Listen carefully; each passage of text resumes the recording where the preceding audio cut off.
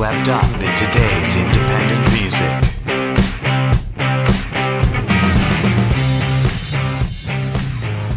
Good morning, everybody. In case it's not morning where you're at, good afternoon, good evening, and good night. I'm your host, Anthony Longhair Leclair, and I'm joined by my fabulous co-host, the marvelous Marla the Mouse McHardy. What's up, everybody? Rob, I wish you would just let me keep teaching you fucking theater, McCubbin. It's starting to hurt when you say that about me. Why? Don't you wish that? Don't blame me, blame the cuts. What do you want? Exactly. And we are joined today by our... Fuck you, Doug Ford. We're joined... Oh, there go some viewers. No, let's be honest, there go no viewers. No viewers, one's because gonna everyone's listening to unsubscribe it. because I said fuck you to Doug Ford. Yeah. Yeah. She said fuck you, Rob Ford, earlier, and I was like, well, you don't need to bother saying that. We got real silent there. Because he's dead? Yeah, that was I get it. Thanks. I was like... I thought that Ding dong, the witch is dead. Yeah, see, I thought that was dead, funnier witch than is obviously dead. it was, or maybe it's just not the right audience to play. Yeah. I'm an aspiring And who comedian else too, is in didn't you your know? room So today? we are joined by our fantastic special guest today. This is our first interview episode that we get to do a live right now for us, live interview with Mackenzie Drive. Woo! Welcome. Thank you for having me. I feel very honored that this is the first interview you've had, and it's me. That's exciting. Does it surprise you? No, it's a cool feeling to be the first on the show. Good. Yeah. I feel like I'm paving the way. It's nice to have you here, yeah. Hopefully then everyone else will be like, wait, I don't want an interview. Fucking... that being See what he said... looks like with long hair. That's right, yeah. Better sexy voice. Well... Especially in his ego BGs. Yeah. We're not looking for a sponsorship, so you don't have to say that more than once. Gibson's. Gibson. Where the heck are you? Yeah, so... thank you for two other Canadian drink companies today. We are blessed to have fueling the podcast today Duntroon Cider House and Growers Cider as well Oh, in the fuck house. yeah. So cheers. This is not that we would ever turn away Gibson's sponsorship, just that we're drinking something else tonight. That's true. Well, and they're not competing products. I mean, one's a whiskey and the other's a cider. So if anything else, Duntroon and Growers will be pissed off that we're promoting both of them. And since we're doing that, one of the glasses I'm drinking out of is a Brickworks cider glass, The one and I'm another drinking one out of is a says Molson Canadian. So at least 3 of those are Canadian, and one has a Canadian name but is now American owned. So here we go. Yeah. Now we can start the fucking podcast. Now they got the sponsorship stuff out of the way. So, as we said, we're going to be interviewing Mackenzie Drive. So, first and foremost, just tell us about yourself. Tell us about what? Well, I mean, right from the very beginning. What do Where are you from? Where are you raised? What's going on? Oh, so we How'd wanna you go get into back music? that far. Yeah. It's David Copperfield today, man. Oh, so we're going back all that far. So I was born and raised in a small town outside of North Bay called Trout Creek. I was born on a farm on a dead end. Me and my sister and my 2 parents, and then we lived on a dead end with all the rest of my family on my Your dad's parents side. were born in Trout Creek? My dad was, yeah. Okay. Born and raised in Trout Creek. Mom was North Bay, and I think North Bay. And yeah, they bought a house 2 years before I was born, built it on a dead end with the rest of my family, and that's where I was. Actually, really cool story, kind of going back a little bit. My sister and I was born in October, and 2 months later my parents were pregnant again, and my sister was born the following September, so we're not even a full full year apart. Busy. We're only Nice. 11 months apart. My Lots dad, to do in Trout Creek. Lots to do, my dad and my Aunt Libby are like that. So it was cool. I mean, we grew up as twins. She would always wear the Nala stuff. I'd always wear the Simba stuff, and and it's actually funny because on her birthday, because it's in September and it's before mine, we stay the same age for exactly 1 month before I turn the year after. Yes, and I actually got a message on Facebook the other day of somebody congratulating me for my 24th birthday. I was like, oh, Yeah. 24. Congratulations on that one. I made it that far. Oh, so that's my story. I grew up in a very small town with older parents. They were in their 40s when they had us, so we were bestowed with the values of what their generation had. So I feel like my sister and I have really good heads on our shoulders, and we're driven people because of the fact that we were raised in that generation. Cool. And in terms of music, I mean, are there childhood stories how that kicked off, or that's just... Well, I mean, growing up in a small town in the middle of the country, we would listen, like, my parents listened to, like, country music, like George Jones and Tammy Wynette and Crystal Jean and all of those old country stars. So it wasn't until I discovered the Spice Girls and Alanis Morissette that I really got the urge to get into pop music, because... You know, my sister and I would dress up and we would do little concerts and sell tickets for our parents, and I would sing in my hairbrush in my room. I mean, it's a typical story that everybody has, right? Like, you kind of get your start by singing to yourself in the mirror and talking about how stupid you look after. You know? So, let's go. Favorite Alanis album right now? Oh my God, Jagged Little Pill. I knew. Okay. I knew. You know what? She does have some really good songs, but a lot of Jagged Little Pill was so relatable to people because a lot of people can relate to the pain that she put into that album. It's not funny because I like Under Rug Swept. I like Swept as well. Maybe that's what we should Which call album the was fucking that of podcast. hers? Or was that third? Okay. I think it's third. Yeah. I almost bought Jagged Little Pill on cassette yesterday. Did you? Yeah. It's at Valley we found Village if you're looking for it. Oh, Yeah. Under Rug Swept. Is that the one with Precious Illusion on it?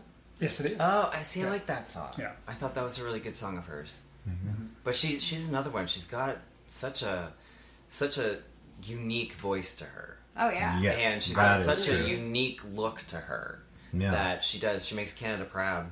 And when I was working at a record store in Ottawa, You met her. she was just Alanis. Oh. And she was a dance sensation. She danced. Oh, she was a dance sensation, like a dance music sensation. Really? Jagged Little Pill was a complete departure from the music she recorded as Alanis when she was when she was Wow. living in Ottawa. Wow. You know, everybody's got their break, right? And Yeah. I mean, you've seen in interviews, she doesn't make it very, she doesn't lie. And I mean, she talks about how Jagged Little Pill was kind of like, it was her moment to shine, but it was also that thing that dwelled on her for the rest of her life because that's what got her famous and that's what put her out in the mainstream Everyone world, wants right? more of that. Yeah, before that, she Yeah. was just I think she was just a Catholic schoolgirl who was like a dance craze sensation. Like Preach. Yeah. I feel ya. Yeah. You have, I'm pretty sure. Well, she's not my type, but... No, I just mean you've preached. That's what I have meant. preached. I was a youth minister for 10 years. That's a story that we don't need to get into, but that's a story. Preacher to hooker pop star. Yeah. Yeah. How amazing is that? Like you said, Celebrate the diversity. hairbrush. Next thing you know, it's another story everybody can relate to. Well, see, Preacher. I went Yeah, from the it's a hooker hairbrush to to the thongs. this is the reason why we started at the very beginning. So, Right. yeah. The So that, nitty gritty. that being said, I mean, so we'll skip lightly over the Catholicism because 3 of the 4 of us here have hang-ups on that one. But and then the other one's like religion. What's that shit? I was like, I was never raised with that. What is a religion? But I thought Christ was his last name. So do the Americans. But yeah. Jumping ahead some ways from preacher, youth minister, to becoming that hooker pop star. Yeah. So tell us about the beginnings of Mackenzie Drive. How did that come to fruition? I had been in bands for years. The last 10 years I had been in bands. I had been in a band. My very first band that I was in back when I was just starting with music was Fire to Midnight Sky, and there was 5 of us. We had performed at a cancer walk, and it just kind of went from there. But the 5 of us actually got our start in the youth group. We were the youth music ministry, and so we had started off with what we were, and unfortunately it fell apart. And I had tried to do music and then kind of ventured out of music and got into modeling and decided that was kind of the venue that I wanted to do because it was less out there. Less out there. It was less out there. Like, it was less public, less judgy. I mean, it was judgy, obviously, because modeling is a whole thing, but there's Photoshop and there's hiding behind all of that insecurity that you don't necessarily see in the mainstream world, right? Like, people don't see what goes behind modeling. so with music, I had been in bands and bands after band after band, and nothing ever worked out because I had a vision, and I didn't feel like the people that I was working with had that same vision. You know, because I had grown up listening to the Spice Girls and Alanis Morissette with the big costumes and the platforms and the big hair, and nobody would buy into that story or buy into that idea that I had because it was so out there that they didn't want to be part of it. Yeah. It wasn't what their vision was. And so, you know, I did that, and then I want to say about 7 years ago, we found out my dad had cancer. And so I decided at that point that I was going to kind of step away from the arts because I wanted to take time for my family. And I met my ex-husband, and that was when I totally left music and all the arts because I was married and I wanted to settle down. I wanted to have a life that was aside from the arts. I didn't want to deal with the criticism anymore, and I just wanted to settle down and have a family and have kids. And obviously that ended. And then when that ended, Obviously. You don't become a hooker pop star without that. For the I think, viewing first. audience, we were showing pictures at this point of how everything went to hell. But, yeah. So after that, Slideshow moment. After that, you know, a really cool story about that is, so when the divorce happened, I was watching a Netflix series called Grace and Frankie. I love that show. I love that show show. too. You know, and it's a cool thing when you can watch a show and you can relate to both characters. I think that's the coolest thing. It's a fun Yeah. show. It It's is. the only show I've ever binge watched an entire season in one day. Oh my god, Yeah. I've done it too. Yeah. I'm totally a victim of that. So I watched the show, and it was the episode where Frankie is telling Grace to record herself on her phone. And when you record yourself, sometimes you say things like just vent to the phone, record yourself, and then watch it back. And sometimes you say things that you need to hear and only you need to hear. So I decided to dress up. I straightened my hair and did some color and wore a completely different costume to what I would normally wear in my personal life or my normal life. And so I recorded a 10-minute video of myself telling me that I was going to record an album, I was going to release it, it was going to have 7 songs, it was, you know, I thanked people that I worked with, I thanked my ex for showing me that I was worth it or giving me the power to realize that I was worth it. And I'm one of those people that you throw everything out into the universe and then things happen, so I chose to post it on social media because if I tell people that I was going to do it, then it was going to hold me accountable for it. And the video went viral. So much that I had my ex messaging me saying that I was going viral, and I was like, well, no shit, thank you. And that's how everything happened. It went from being a 7-song album to an 8-song album because I wrote 1 in a Million in that stupor of pain that I was feeling at the moment, and that's how the whole Mackenzie Drive thing came to effect. I mean, I was in a band previous to that, and, you know, got the name Mackenzie Drive and decided to copyright it after and take it as a solo artist name. So how did you come across that name? What was The name Mackenzie Drive? Yeah.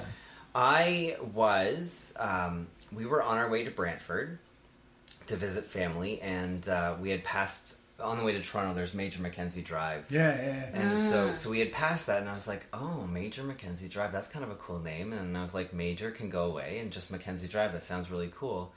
And a week later, my family and I were going to Niagara Falls for a wine tour.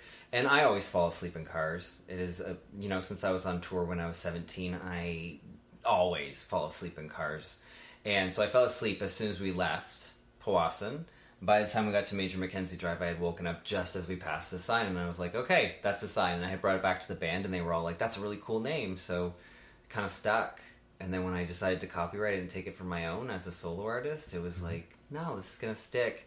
I mean, now I look back and it's like, okay, kind of makes me sound like a whore, but I'm okay with that. I'm okay with being a victim of your wet dreams. Fantastic. Wow. I'm trying to think. It sounds like a whore because Drive is in the name. Is why. Well, you sound like a whore? and you know what? Because I did the tour last summer with Pride. Yeah. You know, I was performing at drag shows. I was performing on the Pride cruise, and you know, it just a lot of people were just screaming Mackenzie as if I was a drag queen, Which, I mean, you know, I give props to those people and anybody who can dress and drag and do that. It takes a brave person to be able to do that. And I mean, with my costumes, they're eccentric, right? Yeah. So I think a lot of people just figured that I was the drag queen who could sing. And it was interesting. It was a lot of fun. Fair enough. So I want to talk to you about your outfits and all that stuff. But first, we're going to break into, I believe it's track 1 of your album, Phoenix. Phoenix, yes. Yes, right on. So we're going to jump into Phoenix. That sounds... Jump into Phoenix. We're going to Arizona. There we go. Why not? It's warmer He was there. thinking sexy. That's what I was thinking. Thank you. I was wearing flashy. We're yellow- gonna get into Phoenix. I was wearing flashy yellow chaps in that. Oh, there you Dive go. into Phoenix. I'm dating this chick called Phoenix. And I'm going to get in there. Okay, so we're gonna listen. We're gonna listen to track 1 from Mackenzie Drive's self-titled album, and the song is called Phoenix.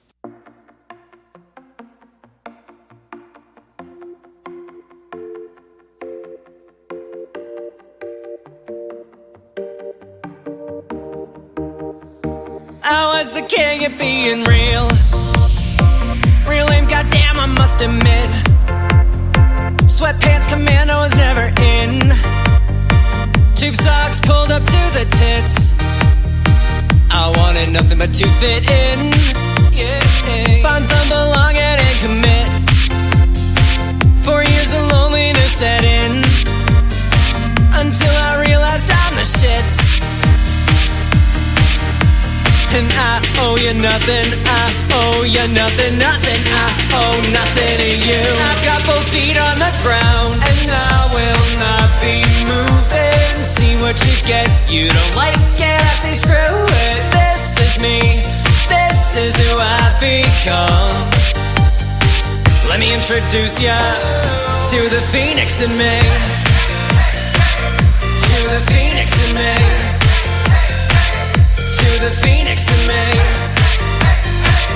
To the Phoenix in me. And then one day I fell in love, and suddenly I was enough. I did the kisses, wishes, rings, and thought forever was a thing. But then that thing we all call love, became a poison like a drug. And when it all came to an end, sure I was busted but I lived. And I owe you nothing, I owe you nothing, nothing, I owe nothing to you. I've got both feet on the ground, and I will not be moving. See what you get, you don't like it, I say screw it. This is me, this is who I've become.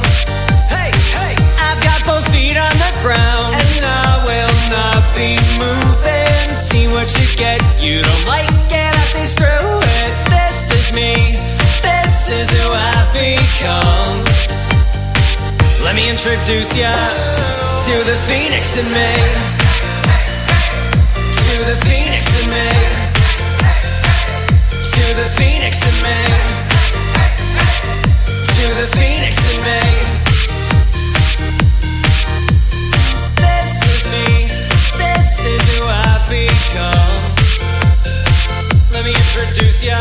This is me, this is who I've become. I owe you nothing. This is me, this is who I've become. Let me introduce ya. This is me, this is who I've become. And I owe you nothing, I owe you nothing, nothing, I owe nothing to you. I've got both feet on the ground, and I will not be moving. See what you get, you don't like it, I say screw it. This is me, this is who I've become. Hey, hey, I've got both feet on the ground, and I will not be moving. See what you get, you don't like it, I say screw it. This is me, this is who I've become. This is me, this is who I've become. This is me,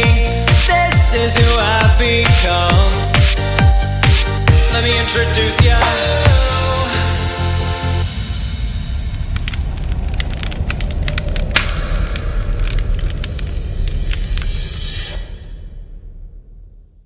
All right, that was Phoenix by Mackenzie Drive. Nice. I like the fire at the end. That's Yeah, fun. yeah. You know what? I don't That's think I so noticed that when I fun. listened to that on my headphones the same way. Yeah. Yeah.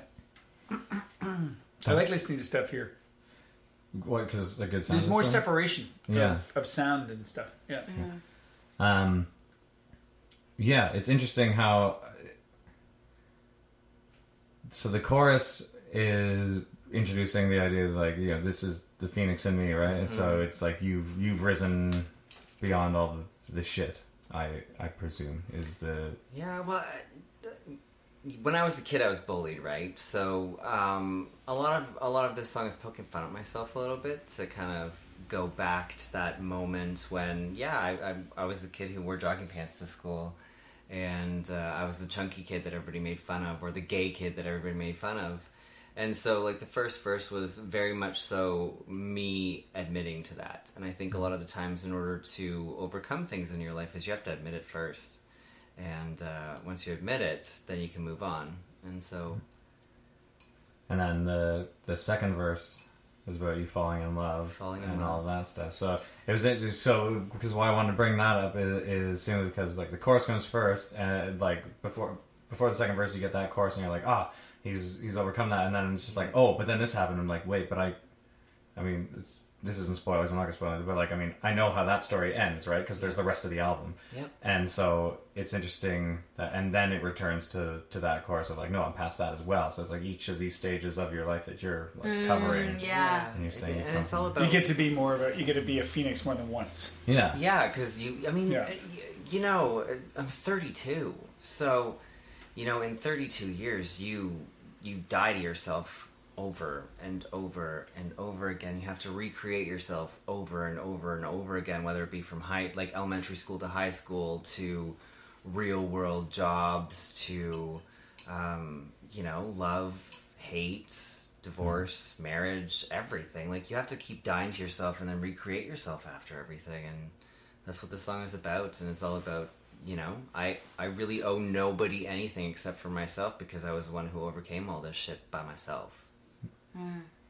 Because you have to do it in your own head before you can actually do it with somebody else. yeah. It's interesting because this first time hearing you say that, because I always looked at the image of the phoenix, but now it's kind of like when you say, let me introduce you to the phoenix in me, that no matter what happens, there's a phoenix in me that will always be reborn from the ashes. Right? There's something really cool about that. Well, that's the story of the phoenix, right? Yeah. In order for them to give life to their offspring or whatever, they have to die, and then they rise from the ashes, and that's what I was trying to depict in this song. Holy Was Catholic Batman. Well, it's not really Catholic, because Catholics don't believe you die and come back. No, but I'm talking about because I'm thinking about, That, for you must, Mr. Christ? No, for you must die to yourself, and for I must die to myself in loving you. All those classic hymns and stuff. Right? I thought you were going to go straight to Marla's Mr. Christ and how he had to come back in order to save everyone. Mr. Christ. And apparently has to come back again because I guess they didn't get it right the first time. But regardless, Into your hands. not doing it. We all know it, right? We all know it because it's a beautiful song. Maybe by the Everybody end, if we except polish for the me. cider, maybe if we polish the cider, maybe by the end of that you'll have me singing hymns. But I don't know about that. Beautiful music that we're not covering tonight. So yeah, and it's so. Did you? So obviously you wrote the lyrics. Did you compose? Like, at least an acoustic version or just a keys version of this before Dana took over and made the instrumentation on it? Okay. When I write my songs, a lot of the times I'm just sitting at my piano or playing guitar, and when I wrote this song, I hadn't met Dana yet.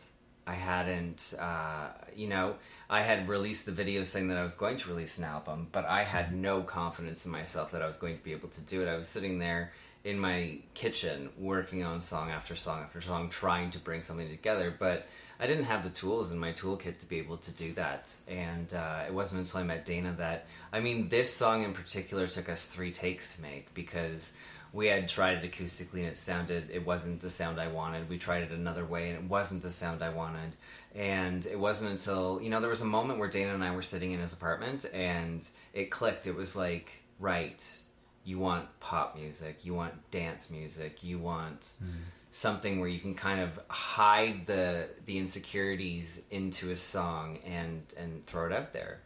And this is what we came up with. Yeah. It's interesting because it's so uplifting, which in my mind just instrumentally and then through the theme of the Phoenix makes me like, because it's uplifting, it's rising, right? So that connects in my brain that way, which is fun. It's super uplifting, the song. Even when you're talking about, all the shit that's happened to you, and then suddenly it's just like, but here we are, and this is a party, this song. Well, I think once it's all said and done, no matter what the situation is, when it's all said and done, it's funny to go look back and laugh at it, you know? Because when you're involved in something and you have so much emotion going on, you tend to overreact, you tend to explode. I overreact about a lot of things. But it's when it's over and done with and you've lived through it and you can kind of look back and then laugh a little bit. And that's what I find this song is for me. At least it's a little bit of a laugh of like, oh, right. Yeah. Oh, wasn't that silly? Yeah. Oh, silly me. Fantastic. Well, Thinking that love would last. how dare you think that? Perfect. So we'll just jump straight into track number 3. Is Pressure. That you play on. Yeah. I had a really sexy guitarist on this track. Oh, please. I agree. He's really trying to make me blush, by the way. None of I you. would just give you a lap dance if I was that desperate. No. But then you'll hit the mic and it'll be a whole thing. I'll move it. Oh, okay. It's a talent. You already knocked over the mic once? Oh, That was You already that was mic'd me, over me? actually. Yeah, you already knocked That's when over I me? was hugging him. Yeah.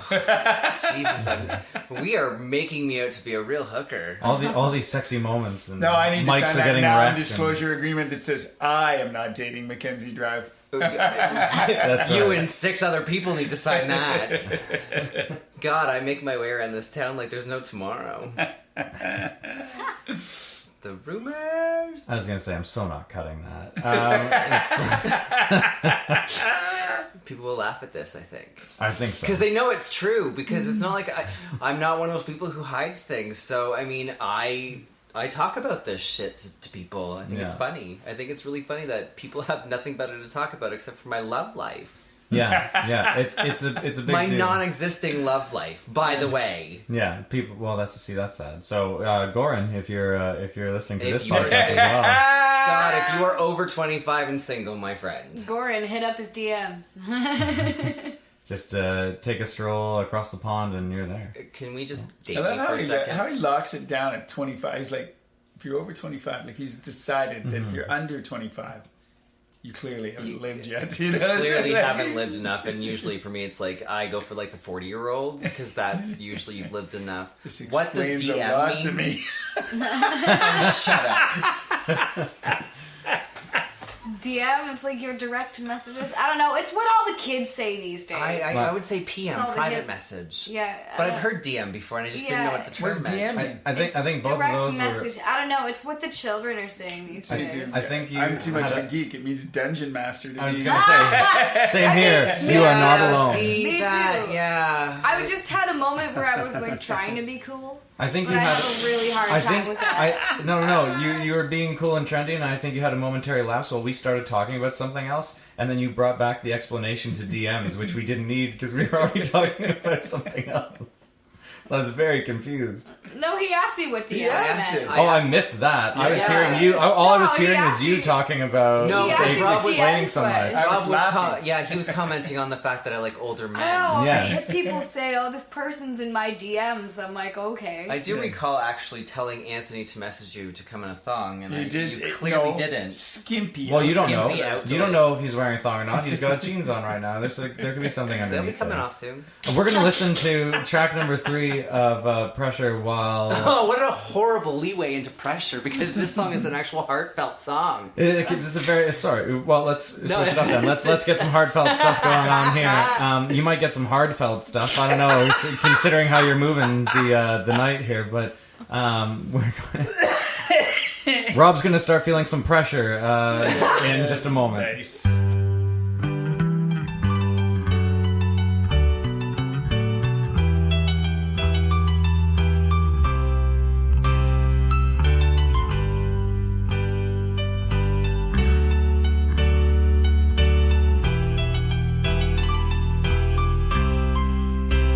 When the nights get too long and you're lonely all on your own, bitter pill to swallow, but so you know, if a straw breaks a camel's back, you can bounce back from that. I should know. So let's take a walk downtown, the story of this life, where you'll find there are answers to the questions you never knew. If you fight for life and still feel small, they say the odds are less than 50. A diamond's just a piece of coal, overlook for something more until it survives the pressure.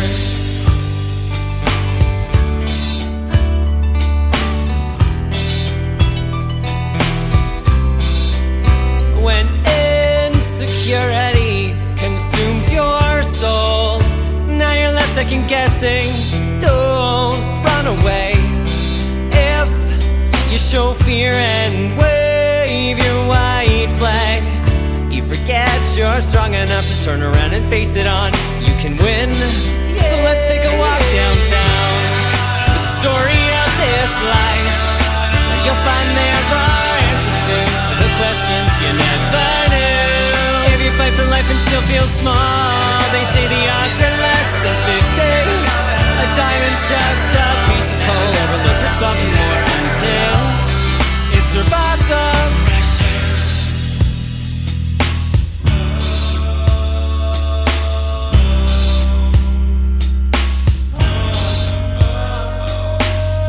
And I don't know how we got here, but I know we're shining brighter than we've ever been. Release the thought that you're not worthy. You'll always inspire me, and I must admit, sometimes it sucks shit. We're so much stronger than we'll ever know. Release the pain, the past is gone. You'll always be perfect to me. Never go it alone, you're never ever alone. Never go it alone, you're never ever alone. Never go it alone, you're never ever alone.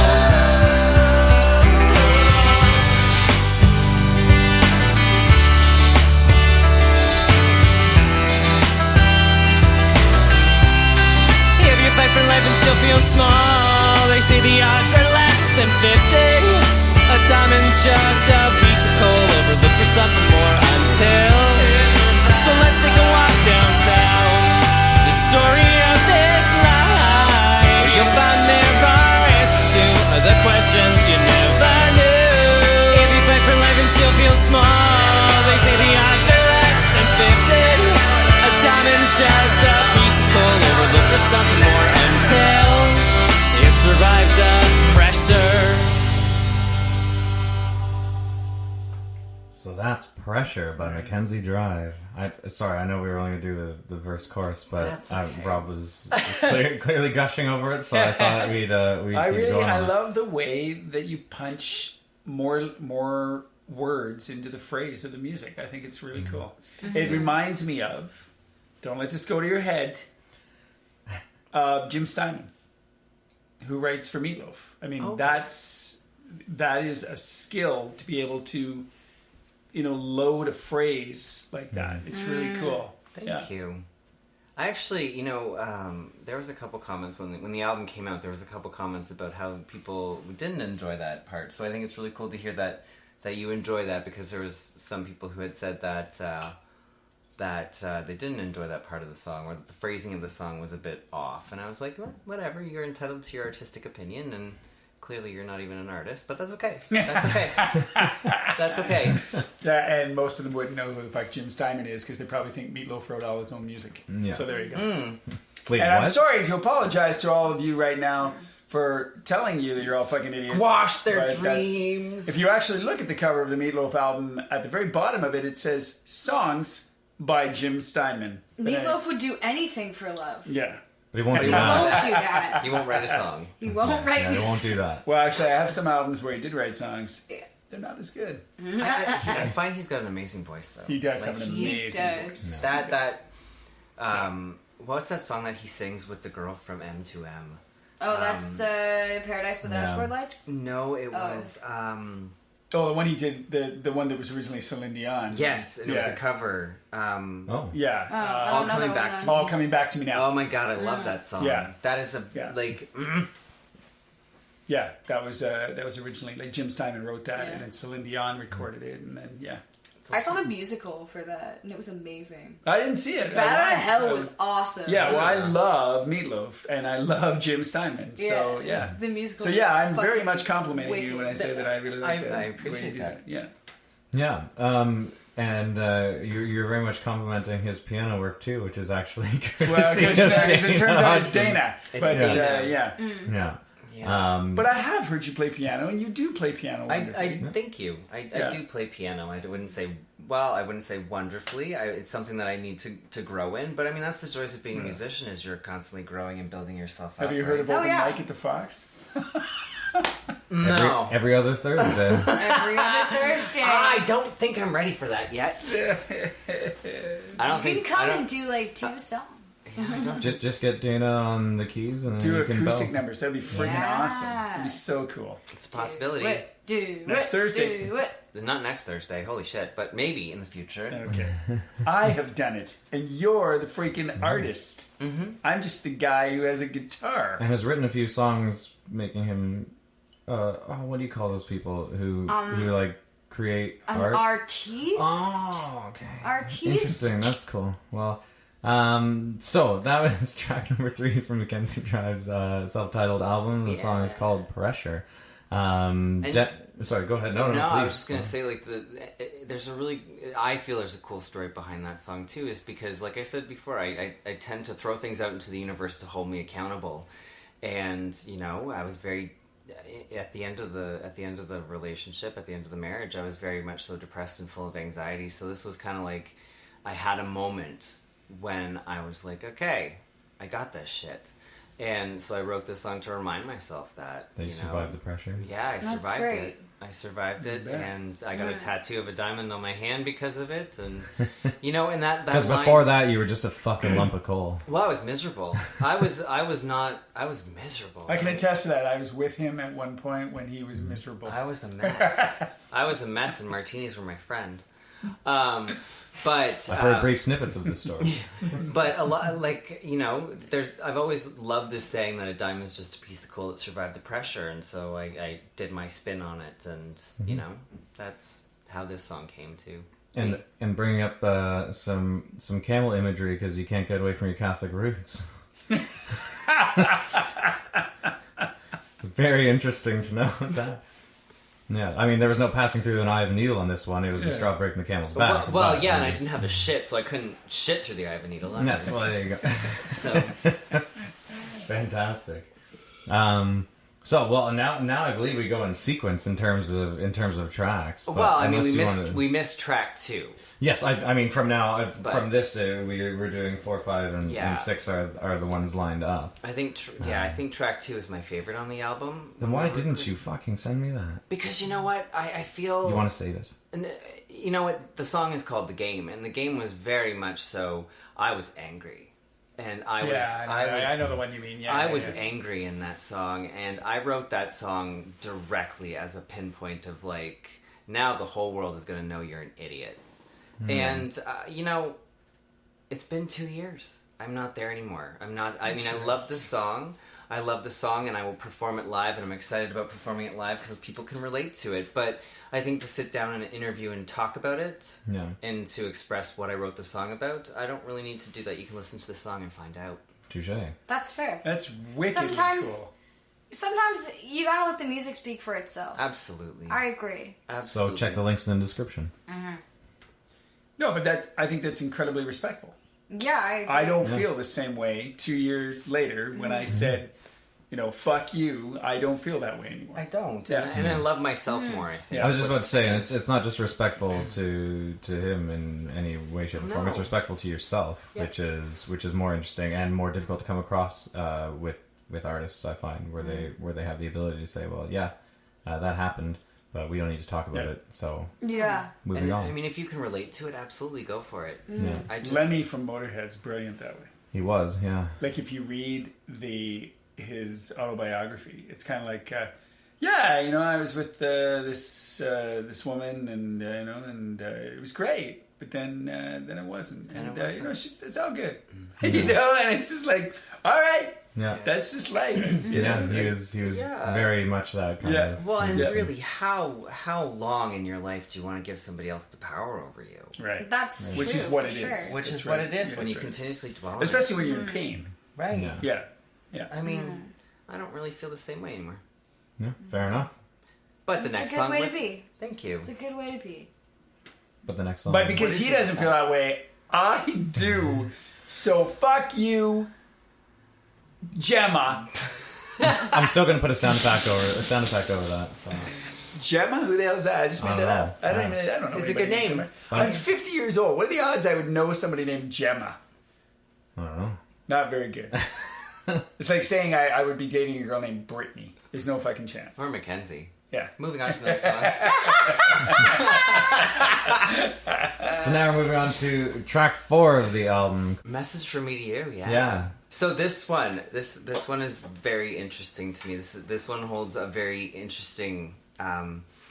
This song was recorded 6 times prior to. I had 6 different versions of it when I wrote it, and I remember Rob came over to my house one day, and I showed it to him, fully popped out, fully dance version of it, and he was like, "Well, you're very unique," and I was like, "I know," and that's what This is I'm going- very different for North Bay, I and think. that's, Is it? that it was no, you don't find this in North Bay, and I was Yeah. like, that's what I'm kind of going for. But you know, I had recorded this song as a solo artist, as just me, and I had been in contact with this lovely artist from Sunridge. Her name is Leo, and amazing voice. If you watch any of her stuff, if you check her out on Facebook or anything like that, she's got such an eclectic, unique voice that just drives you. It just brings you in. No matter, she could sing the alphabet, it just pulls you together. And so we had been working for months to try and get her into my studio so that we could record this. And at the initial stages, it was just the background vocals. I just wanted her background to add some pizzazz. But we were sitting in my music room at home, and we were going over the song, and I was like, something just felt right to say, I'm going to throw you out of your comfort zone right now, and you're going to sing a verse on this song. I didn't ask her. It was like this is what's happening. And so we sat down at the piano. She took what I had wrote, added her 2 cents in there as well. So really, this was a co-written song between myself and Leo because, she added her part in there, and it just became what it was. And I have no idea how it became to what it was, but when I listen to the song back, it even gives me the feels because I love this song. You know, this song was so dear to me, and it was so personal to throw somebody else in there and to have her lines in there and, her experience from her past loves. And, it was such a organic, great experience that, and then it created this. Right on. So jumping into track 4, Message from Me to You.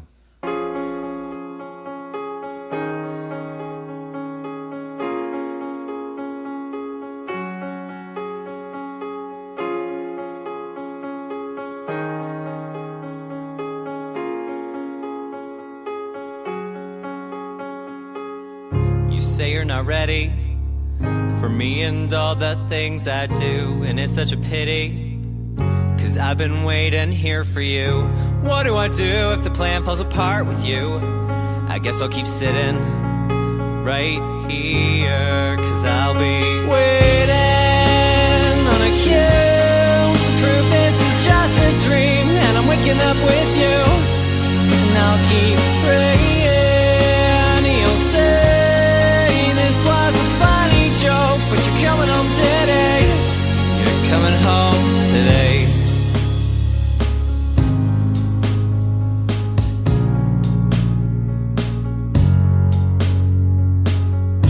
My friends tell me that I should probably let you go, but I'm certain this is a love they've never known.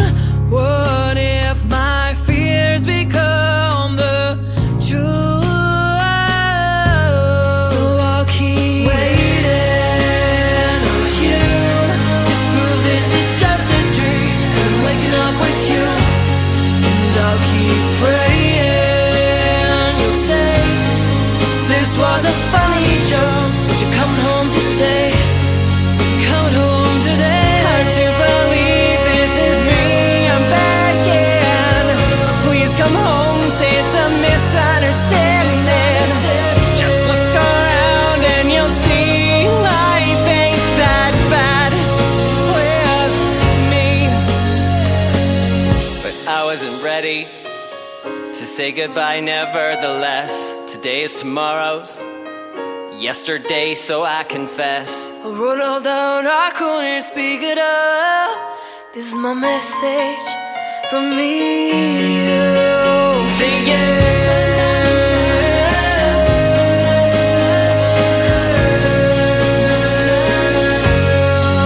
And to you.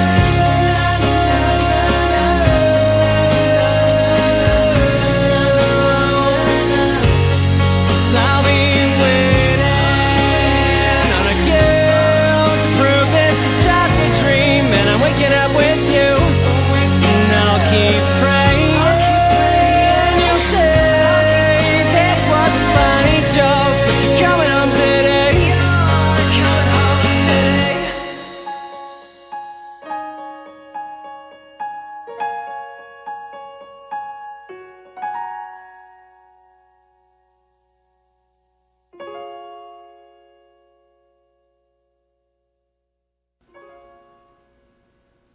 Yeah, I feel that one. Message from Me to You. I like that a lot.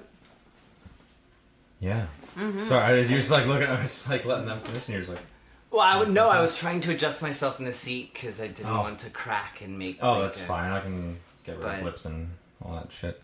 You know, and that's the coolest thing that, you know, one thing is being an artist and working on music for so long is a lot of the times people criticize me for not having feels in my songs. Like, I would write songs and people would say that I didn't have enough emotion in them, or that I sounded insecure. There was one time where we released a music video, and one of the guys in the band took the music video to his class in college and decided to critique only me on that video. That's kind. And you know, and then bring it back to the band and talk about how I was insecure and how I didn't have enough emotion in my voice. And I get it, as the front line of the band, people get jealous of you and your talent, and you know, so it's really cool to, you know, 15 years later have people say that I had feels and I have feels in my songs, or that I have emotion in there, and that people can feel that, because you know, I mean, you grow up and you know, it's a really honor to have people say that about it. Yeah. So who was it that you're saying plays piano, by the way, on this track? Eric Folkon. Yeah. He's a local musician, artist, actor. It's really good. Yeah. Great guy. Really great guy. That's wonderful. And then the the singer again with you? Leo. Leo. Yeah. She's an artist that goes Her by. voice is wonderful. Oh, and you know what? Oh, I'm so man. stoked. If you follow her on Instagram or if you follow her on Facebook, she's actually working on her own album right now. Oh, that's exciting. And it's the teasers that she posts on there are quite Her killer. voice is Just She killer. she plays as well then, does she? Or she's got. You know what? I'm not 100% sure. We haven't communicated in a long time because she's been so busy and I've been so busy. We haven't, and her mom Anita, has done a lot of my photo shoots that I've done. Like there was, nice. yeah. So I did a photo shoot with her in the wintertime last year where I had a handprint on my tit in the middle of winter, half naked outside. It was freezing. I recall that shot. Yeah. And so she did that photo shoot. She also did the photo shoot. There was a recent photo shoot where I decided to straighten my hair and do bangs, and it was cool. We walked into the living room, and I saw this ginormous fucking parrot, and I thought, oh my god, is that thing real? And sure enough, it was real. And so I got to hold it and do a photo shoot with the parrot, and I got to really just That's cool. It was such a cool feeling, and I haven't I know Anita has released some of the photos because she does something called the Body Project where it's all about body positivity and shedding some clothes and really just being confident in the skin that you're in, and I love that message that she has with that. So I chose to do the photo shoot with her because of that, because she had this body positivity, and she's got her struggles, and she's just a beautiful woman. So I haven't really released any of those photos just yet because I'm waiting for that perfect time to be like, this is the crazy ass side of me that's really in Now I've got a parrot, motherfucker. now I've got a parrot. Was it like a big, red and Like yellow macaw? and blue macaw one? Yeah, it was ginormous. Yeah. And it was So it blue. probably looks awesome in the pictures. It right? was because blue and yellow and colors and had everything. huge ass claws, and she's like, "Oh, it likes you," and it's biting me, and I'm like, Yeah. "Oh my god!" like when a dog wags its tail, but it's biting you. At the same time. I was, but it was. I mean, I love doing photo shoots with her. I love going to their farm and just hanging out, and That's awesome. That's fantastic. So, in terms of since we're already talking about photo shoots and all that stuff, let's talk about the image. Because you mentioned a few times about hiding those insecurities through music and image. So, why the extravagant costumes? Is it for that very reason? Is that? Well, I mean, it's a bit of insecurities. I mean, as actors too. Sometimes it's nice to just put on a character. You go on stage and you put on this character to kind of hide those insecurities. You could be Freddie Mercury. You can be somebody else. Well, yeah, and I feel that too, because as an actor, it's funny. Sometimes I'm more comfortable on stage when I'm in character at a play than I am when I'm up with my guitar in front of people. Totally Right. true. Absolutely. And so I wanted to bring that to it. And part of what inspired me to get into music was the Spice Girls. They had costumes. Lady Gaga had costumes. Oh, Pink yeah. had costumes. It's all about captivating your audience, right? So if you can't catch them with the lyrics and you can't catch them with the music, then you catch them with the look, or you inspire spectacle. people, or you shock people, right? Yeah. So I mean, a lot of the times when I'm doing the photo shoots or I'm dressed up, I have an image in my head of what I want to look like. I know what's going to shock people. I know what's going to inspire people because I know what inspires me and what shocks me, and I enjoy that. But it's also about showing off your sexuality, your confidence in yourself. And I'm at a point now where back then I wasn't as confident as myself. And now I'm confident showing those different sides of me. Yes, there's insecurities in them because everybody's got their insecurities, but there's also the confident side that I'm like, I don't give a shit what you think of me anywhere. I'm going to put my fucking heels on. I'm going to go on stage with a headset microphone, my hair down my ass.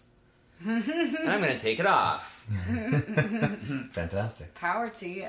Power to you. And then the pop hooker was born. And then the pop hooker was born. I love it. And that's what I'm really excited about. The new album is Yeah. taking in that direction where it's a little more sketchy, a little more wow factor. Well, and before we even dig into the next tracks. So let's talk a bit about the new album. The new album. Because why not? Why not? Teaser below in the description. But yeah, so tell us what that's about. You've already alluded a bit to the idea. It's, you know, I don't want to say thrown everything off. I mean, maybe at some point you will during the production of it. Maybe. But I got a lot of new tattoos in the last year. So there you might as go. well show them off. but yeah, tell us a bit about it. The new album is what happens after the first album. Yeah. You know, the first album was all about heartbreak. It was all about pain. It was all about, you know, coming to terms with who I was and, you know, the newfound sexuality that I had, because I had dated before my ex-husband, but never in a sense where it was long-term or where it seemed like it was going someplace. I never really experienced that in my entire life where it was like love. Mm-hmm. And so the first album was that love, pain, coming to terms, and it was really proving to myself that I could do it. Because after being in bands for so long, you feel, when you don't make it in the bands, you feel like you're never going to make it as a solo artist. You're never going to inspire people. Yeah. Like, nobody's going to care about you. Who are you? And so that's the first album, is proving to myself that I can do it. This second album is hitting the mainstream and proving to everybody else that I have proved it to myself, and now I'm ready to actually enter into the industry and take on the whole new pop, dance, sexy, and, you know, get out of my comfort zone. The first album was very much so in my comfort zone. It was pop music. This album is a mixture of pop, R&B, dance, you know, horror kind of feel. Yeah, there's a lot of fun, a fun creep that Dana's and so I composed. like that because, you know, a lot of the times Dana and I'll just sit in the studio for hours and he'll mess around and I'll be like, no, we need to change that, or let's add this, or no, let's add something here. I want this to sound creepy. I want this, you know, because in the end, it's I'm the image of the Mackenzie Drive brand, right? And he's very much so the sound of it. So I think, and the cool thing is the first album, and I've said this to Dana many times, the first album was what I wanted. It was no matter what, no matter who came on the album, no matter what like artist I worked with on the album or vocals or anything, it was what I wanted. So in the end, it was me picking everything because I wanted to prove to myself that I could do it. With this album, it's Dana and I coming together. So it's not him composing, me singing. It's us working together as a team on these new songs. And he used the Bernie Taupin to you. Yeah, it's the Bernie Elton thing. I wondered if somebody would bring that up. Yeah. So I mean, you know, it's a real match made in heaven with the music, because I think this album is going to really take people by surprise. Yeah, and so in terms of creating these songs, was it the same sort of idea where, because you said you sat in the studio for hours, but previous to that, did you sit with your guitar or with at the keys and write the songs the same way, and then Dana came in and did what he does, or you guys collaborated more at the start of the song? No, it was the same as what it was the first album. It was me playing on piano and then bringing it to Dana. But with the first album, it was me playing it on piano, bringing it to Dana and saying, this is what I want. Make this. Yeah. This album is very much so, okay, excuse me, here's the song, what are we going to do with it? Right. And then Dana would throw his... Dana becomes more like the engineer and less of the producer. Right, and so throwing in his experience and his love for music, and, you know, so it's a mixture of both of us put together into this album, because we're both putting the best of both worlds. That's cool. And one of the issues that I had in the past bands is that we didn't have the same vision. And, you know, Dana will talk about it too, where he'll talk about how he had, you know, released music and dance videos and everything like that. And nobody was buying into it. Nobody was picking up what he was dropping or believing in it. Yeah. And it just takes that one moment where you randomly add some poor bastard onto Facebook because you've never met them before, but you know that they're a composer and they're in a play, and you're trying to make friends because you just got divorced. And it just takes that one person who believes in your vision, who has the same vision, and we were able to make it what it is now. So I'm excited for people to hear the new album, because I think it's going to kind of put us on a different playing field. Fantastic. Right on. So, that being said, let's drop into track number 5. I thought this was going to be the teaser. No, that'll happen. That's going to be in the Am I not description teasing below. you enough? Jesus, you are fucking needy. Hey, maybe this will be suited by the end of the night, who knows? But once upon a drunken night... Oh, yes. You know what? Can I say something before this? Please. So, I performed this song only once in my entire Mackenzie Drive career so far. So I performed this once on a boat. And it was on a pride... Was it a drunken night? It was a pride cruise. It was a pride cruise.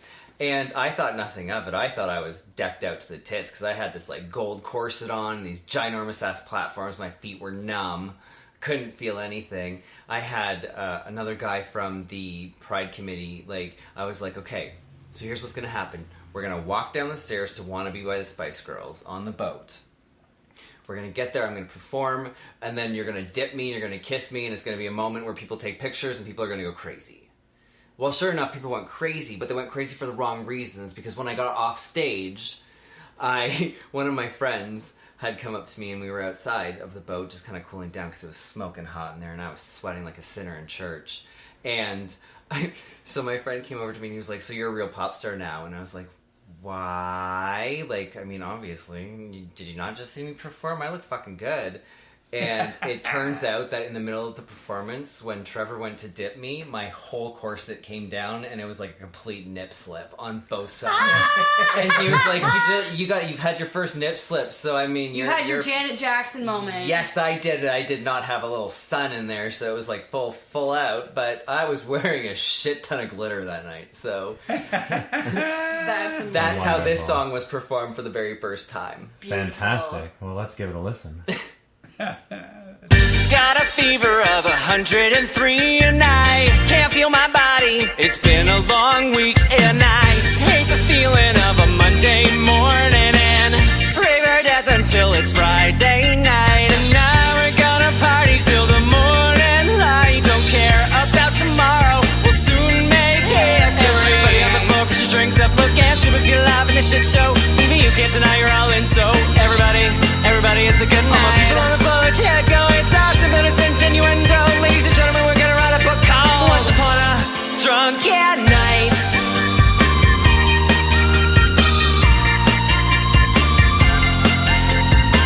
I'm feeling buzzed off, drink number 9. Who am I kidding?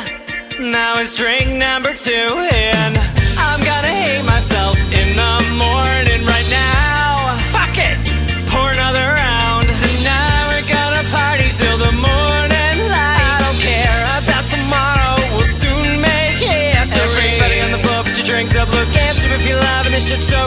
Even you can't deny you're all in, so everybody, it's a good night. All my people on the floor, let your head go. It's awesome, but it's innuendo. Ladies and gentlemen, we're gonna write a book called Once Upon a Drunken Night.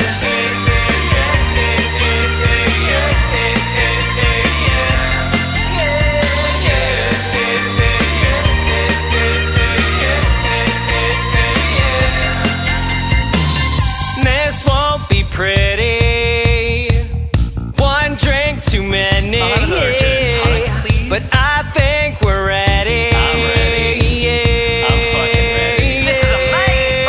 Tonight we're gonna party till the morning light. I don't care about tomorrow, we'll soon make history. Everybody on the floor, put your drinks up, look and see if you're live in a shit show. Even you can't deny you're all in, so everybody, it's a good night. All my people on the floor, let your head go. It's awesome, but it's innuendo. Ladies and gentlemen, we're gonna write a book called Once Upon a Drunken Night. Everybody on the floor, put your drinks up, look and see if you're live in a shit show.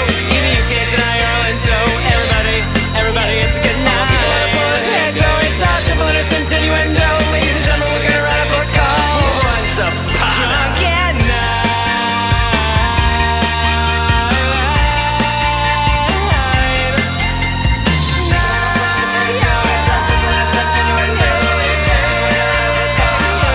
Once upon a drunken night.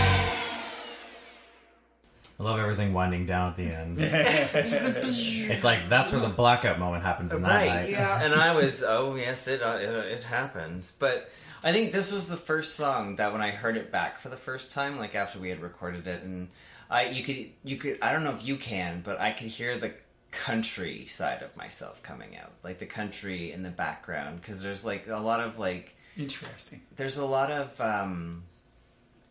country licks that I do in there, if that makes sense. I can, from my like fairly limited knowledge of country music, I can see that. Yeah. I can see that because it's like there are certain country songs where they do like the really fast talking bits. Like I can definitely see that part of it. Well, and I think sometimes I have a bit of a yodel when I'm singing. And I feel it was really apparent in that song when I was actually listening back to it. I was like, okay, this sounds like a pop song. It's a drunk song, and I'm yodeling. There's also the call and response stuff, right? So you're singing the song proper, and then you're doing all the background stuff, which you did just mention off mic. But I won't bring it up unless you. Oh no, I mean I don't mind talking about it a lot. Like when a lot of these songs, when I was recording them, it would be myself in my bedroom with the mic and everything, because Dana would do the music and I did the vocals. So I'd be upstairs in my bedroom when nobody was home, and I'd be drinking vodka. Perfect. So for this song, I was tanked. Like, well, I mean, not for the Can I initial. just say right now, this is the first time I've ever heard that he drank. I didn't know that he drank. Who, me? Are you shitting me? I'm joking. I was gonna say, Totally Jesus, joking. I wasn't sober when we slept together, Rob. This episode brought to you by Dunturn Cider House.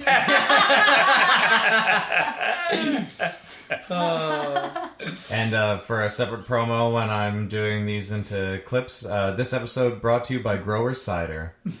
Growers, Anthony. Well, Are you a grower or a shower? I wasn't gonna make the joke, but I was gonna make the joke. well, she absolutely As would opposed know. to shower cider. I'm sure the rest of us know. She is merely your co-host.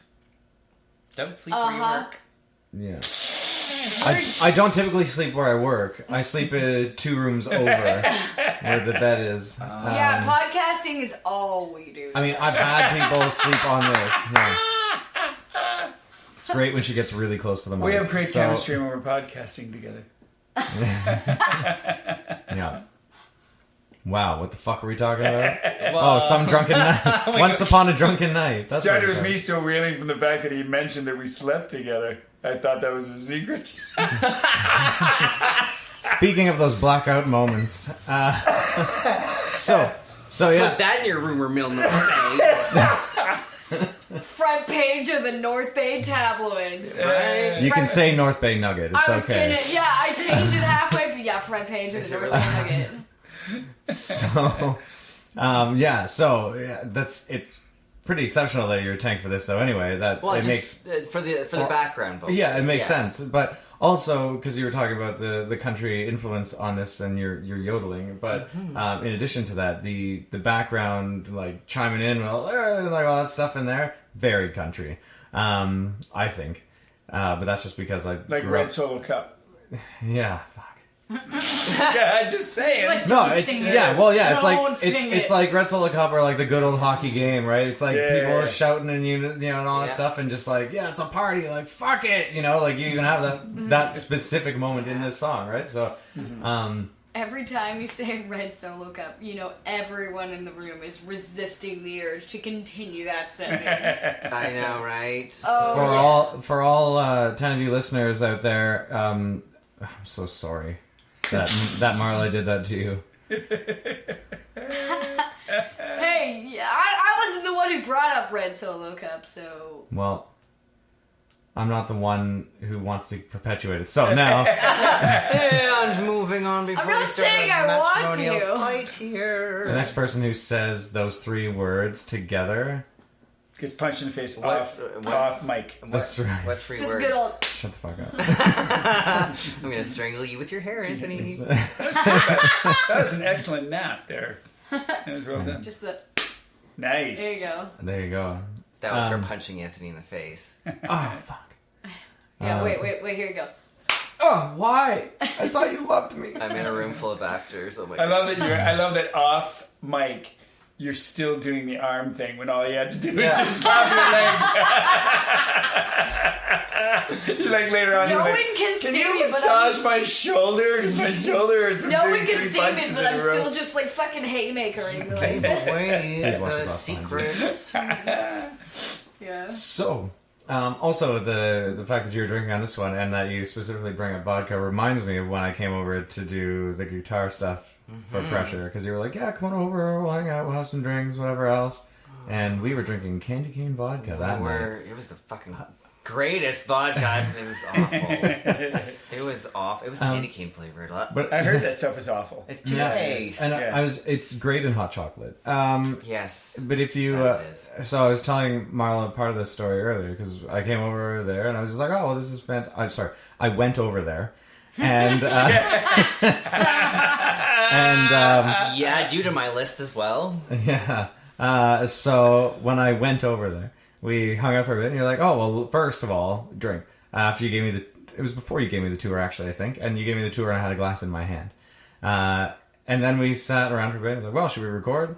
And we did a couple takes, and then we just sat the rest of the time talking about music and your Catholic upbringing and my Catholic upbringing. Until like 3 o'clock in the morning. Yeah, it's a good time. Yeah, I've had those same nights. Yeah, good time. I'm a talker. Yeah. You know what? That's one thing about myself that a lot of people say is I'm not a surfacey kind of person for very long. I can stay surfacey with the hey, how are yous for like maybe 10 to 15 minutes, and then I gotta dive deep to actually get to know you, because if I'm gonna hang out with you, if I'm gonna be around you, if I want you to be part of my project, I want to make sure that, you know, and I mean, it's everything in my life. I just go deep really quickly because I don't like staying surfacey and... With everything in your life? Well, you would know. Christ. You would know. One drunken night. I was sober, Anthony. Well, that sounds super You did illegal. say he gave you a tour. Yes, he did. Of my Yeah. bedroom. No. So, I actually did get a This tour is of your where the bedroom. It's magic true. You did get a tour of my bedroom. Yeah, that's true enough. Well, Oh, I'll say this for sure. he's gonna be so sad when he hears that we slept together, Anthony. Who will be? Dana. Oh, sorry, Dana. You know, my other boyfriend, apparently. Right. So I have to say this: you're absolutely one in a million. Which brings me, Oh, that's hilarious. how very organically. Oh shit! That's so organic. Wow. Organically. That might as well be a sunflower. Organic, fair trade, non-GMO. That's right. Vegan. For all you Yeah. hippies out there. Yeah. My very first single, yeah. Yeah. So this song is completely different than any song that I've ever released, because I actually did the musical for this song.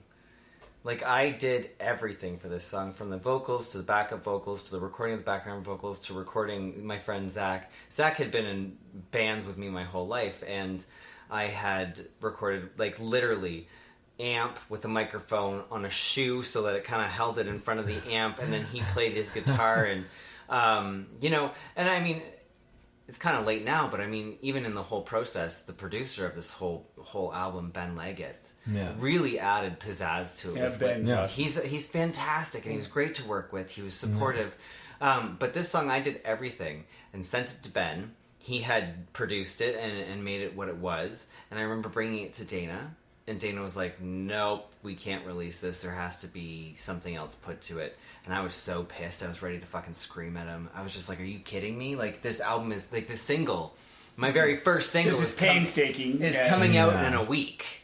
And you know, when you're getting them ready, you have to have it ready 2 weeks in advance before you can actually release it. Yeah. So we were past that, and it wasn't until after he added the synthesizers to it that I was like, oh, I see the vision now. And it became what it was. And then when we released it, it was so much more than what it was because of Dana. And that's when I knew that he and I were going to be a great team, was because of what it had become of that. He also didn't obviously back down when you said, no, we're not. And he's like, fuck you. No, and a lot of people do back down because I can be Yeah. very forceful at Yeah. times. So a lot of people do back God, down. I know. Jesus Christ. Why do you keep bringing him into this? I don't know why you keep doing It's what I was thinking when I had sex with me. when I think of you sleeping together. I'm so glad that I make straight men wet too. It's a real Well, you said talent. you had to be forceful, Well, so I don't know how wet you made me, but anyway. That's for me to know and for nobody else to find out, unless I'm single, so Yeah. Everyone, just so you know. preferably rich, please, There you go. And in their over 40s. 25. Yeah, and in their over 40s. 25, maybe 30, because by 30 you still have your shit not put together either, because that's. I hear you.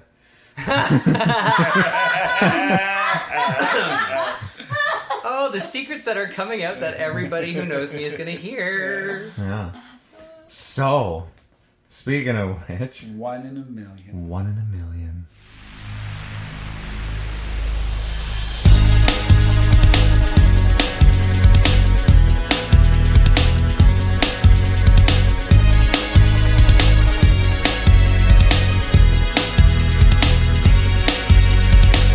I spent so much time waiting for you to come around, but you didn't. I even lost myself in the process, cause I was in it to win it. Thank God I dodged that bullet when I did. Cause now the only way you'll see me's in your memories. You never loved me anyway. You made me feel like your worst mistake. Ain't it funny how the grass isn't greener on the other side? Without me, I loved you once and you let me go. You're not worth this heart of gold. I guess you made your bed laying it now. Yeah, yeah. Right now I bet it sucks to be you.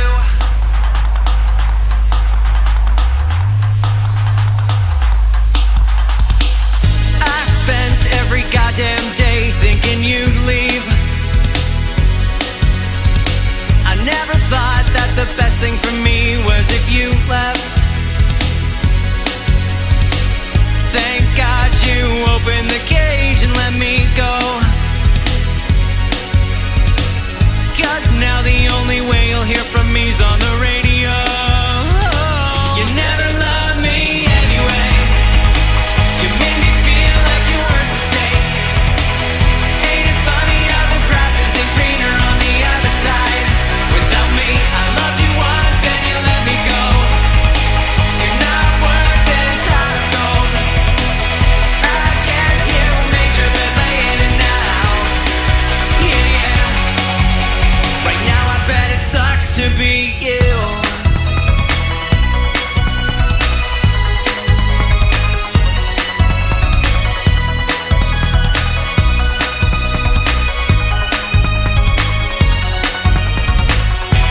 You didn't want me, didn't think about us. Stolen my heart and let it turn to dust. Thought that I'd break, but that was dangerous. It shot me to the spotlight now. Never wanted my worst, so you don't get the best. Told me that I was just a dime a dozen. Now as I close the book on you and I found someone who says I'm 1 in a million. 1 in a million.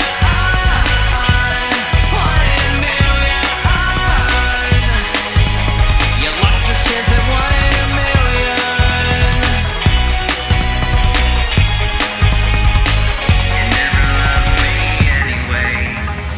You made me feel like your worst mistake. Ain't it funny how the grass isn't greener on the other side? Without me, I loved you once and you let me go. You're not worth this heart of gold. I guess you made your bed laying it now. I'm 1 in a million. I'm 1 in a million. 1 in a million.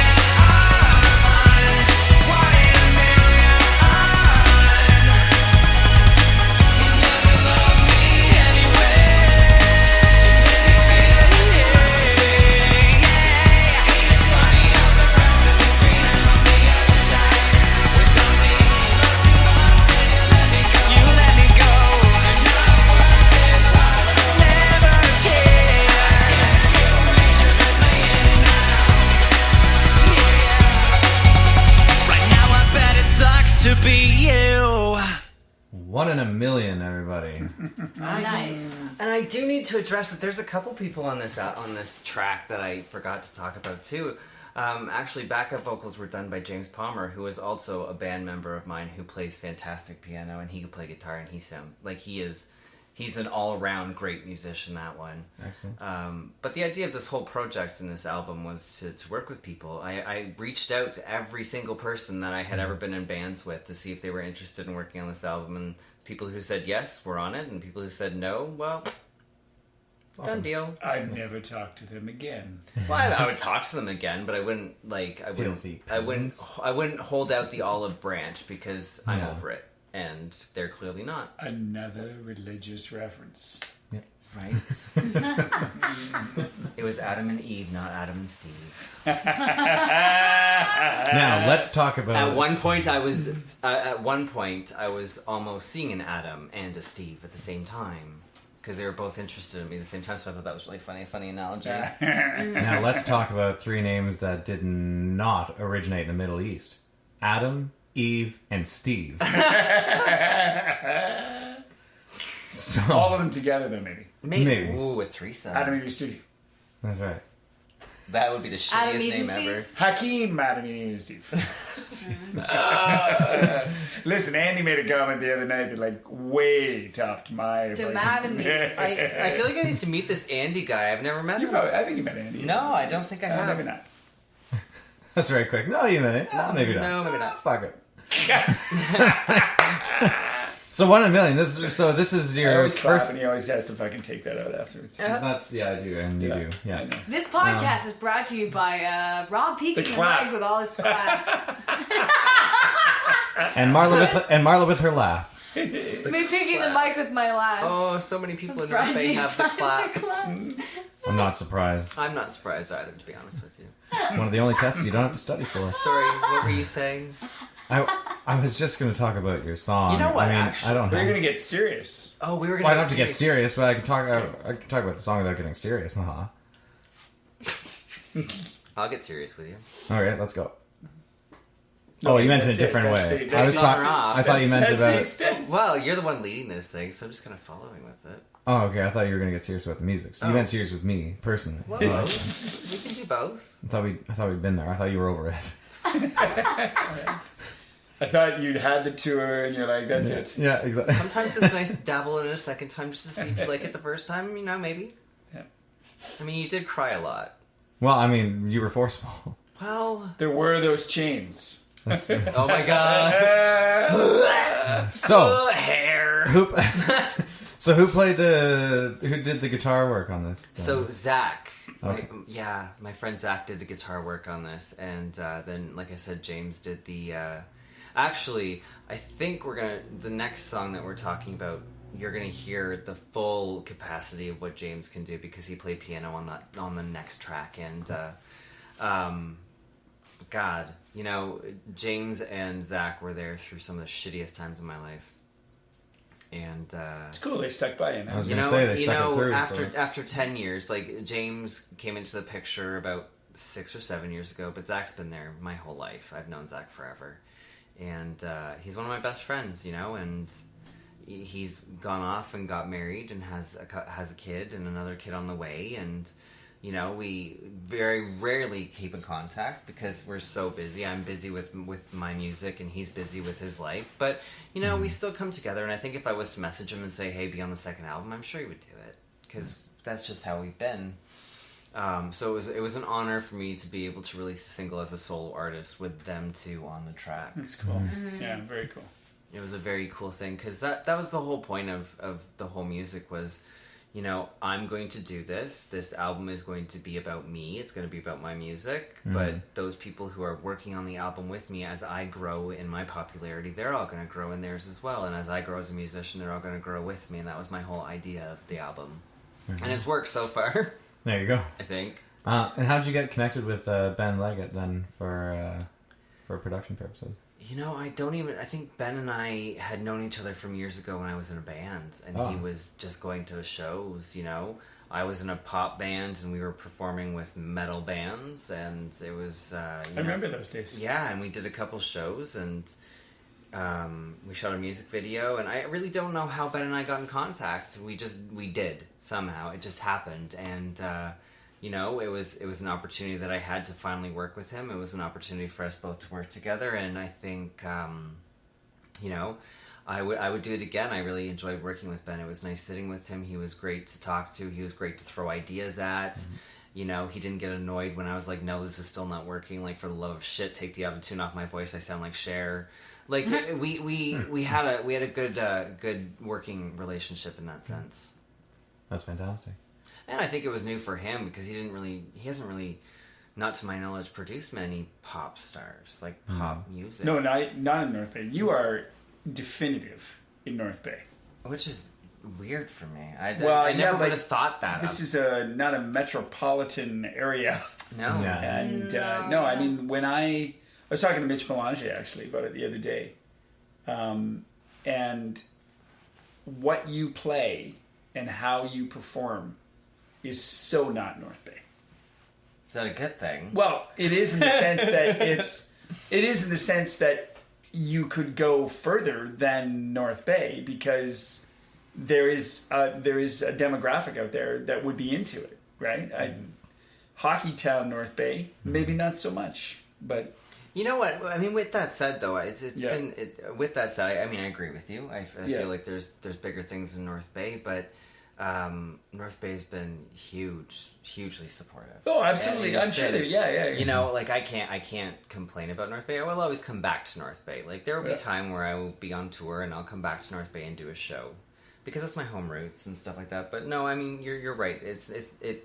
North Bay is very much so a hockey town mixed with heavy metal and the occasional country star. So it's cool. It's cool to pave that way. It's a really cool feeling to be able to do that. It is very different. Like it's I find you take a lot of chances. It's really kind of cool. Thank you. Yeah. One artist I want to compare you to, or at least so there was a well, you heard I think the latter half of this guy at open mic last week. There was a guy the rapper named Morgan guy. who is a fucking kick-ass rapper. Who's and this? He's only been in North Bay for 2 weeks. Yeah, What's his he name? works as a financial advisor. What? Which makes me Yeah. smile so It's so- fucking He's a much. Freedom 55 financial advisor. Yeah. This guy. It's Yeah. wonderful. And he rapped at an open mic the other This night guy in was North so Bay, Ontario. fucking good. He actually just released Mr. Freeze, the song that we were Oh, talking good about. track. He just Oh, released I love that single. song. Yeah. It's I love that wonderful. one. So I will I go from Batman to Mr. Freeze. I was like, he was saying that, and I was like, this song is fucking Yeah, it was great. wicked. This is the shit. I would love to I meet love him. this. So Next Money Thursday. Mo is his stage Money Mo. name. Shout out to Money Mo. This guy's amazing. Next Thursday. So next Thursday, and he's going to be there. Well, I might have to go just to meet him. Yeah. Do He's fantastic. So it just in terms of music that you wouldn't expect in North Bay. Yeah, 'Cause absolutely. He fucking floored me. He's like, oh yeah, so I'm gonna do some hip hop. I'm like, get the fuck out of here. You're gonna do some hip hop. Yeah. And then And then he it comes got to up. the mic, and we're all just like, Yeah. oh my Yeah. god. And then other people in the Fox were like turning around going, what? It's the most pumping that Yeah. the Fox has been in quite Yeah. some time. I great. was sitting there That's like so cool. losing my Yeah. mind. I was I like, was this guy laughing is my so ass good. off more so This guy is because so good. you have gotten in trouble for just simply saying things like, Shit. well, shut the fuck up. Oh, yeah. And he's up there going, nigga, motherfucker, fucking, fucking. Yeah, exactly. Holy It's just shit. like dropping N-bombs left and right. It was just crazy. Yeah, it's great though. That's very cool. I would like to meet He was him. really good. Yeah. Really Fun good. guy. Very cool. So yeah. So do you remember the name of the last track we're gonna cover? Do you remember? I know. Yes. Oh, you were making a joke.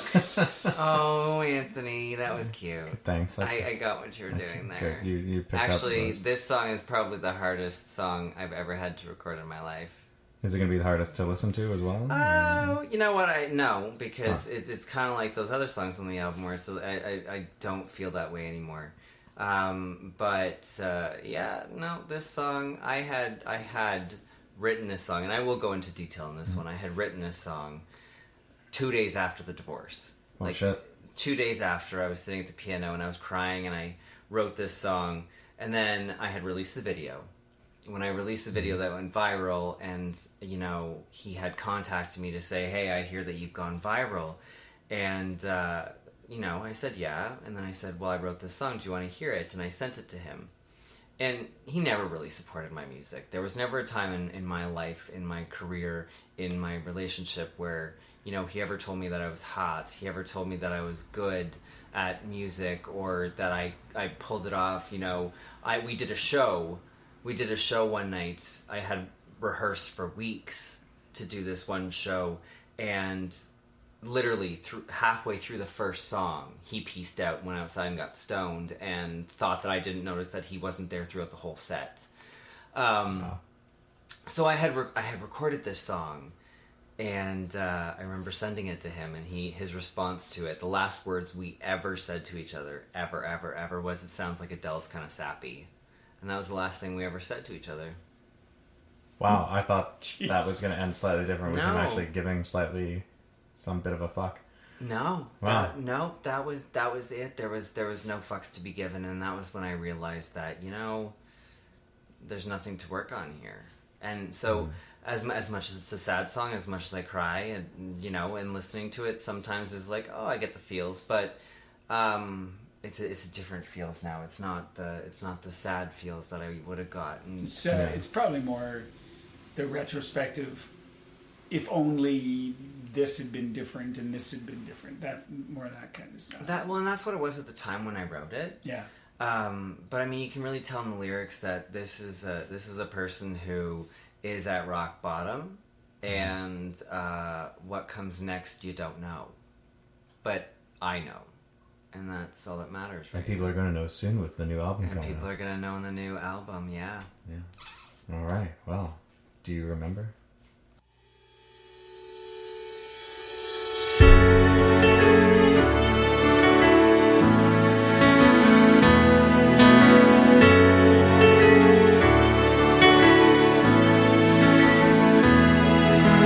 Hate to admit it, but it went so bad. And I hate that we let it get so bad. And even though my heart is torn and I don't see your face anymore, I hope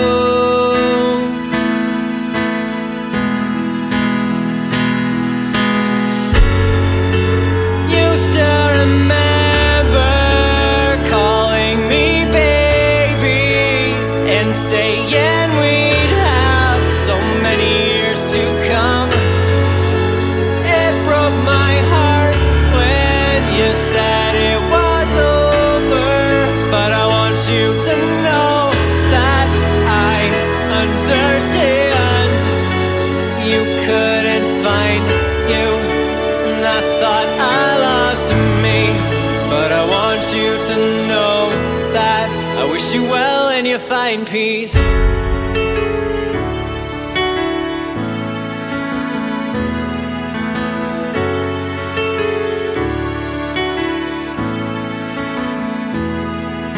I hate that the distance feels so cold, but I think it's for the best 'cause our love grew old. Let's face it, it is also true that you and I were better to let go. But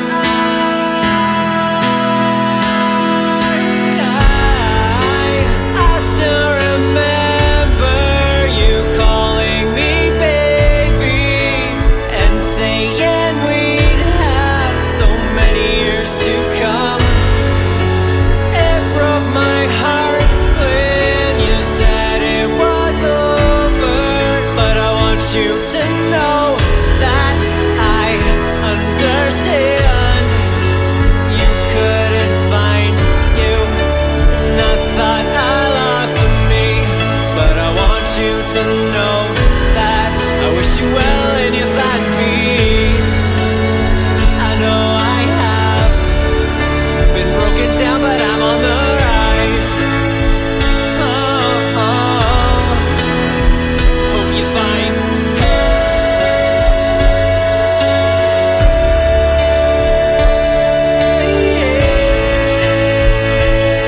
peace. And maybe we can never be friends. And maybe we will meet again in time. Believe me, I will never forget the times you and I spent. But I'll always remember you calling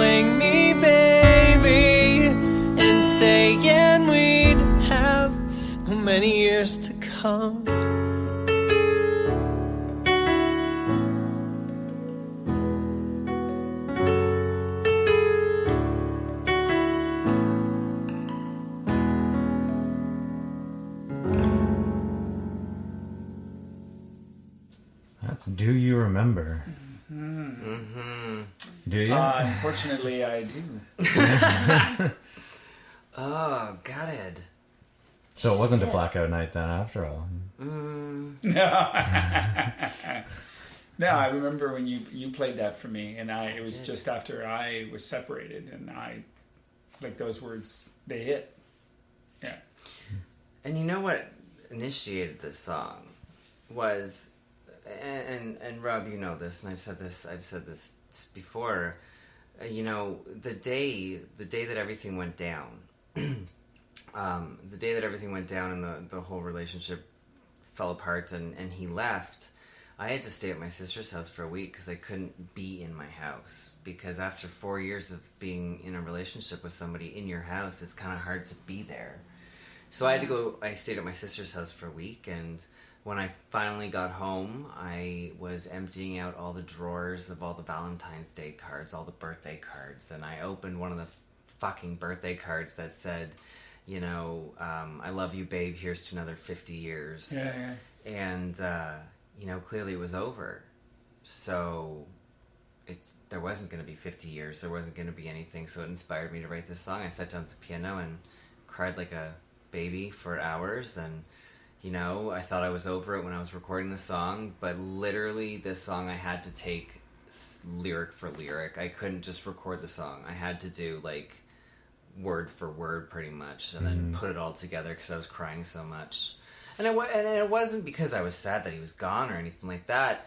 There's a certain point in your life where you empathize with yourself. So now, if I listen to the song, I don't cry because I'm sad, or I'm sad because of the breakdown in the relationship. I'm quite happy without him.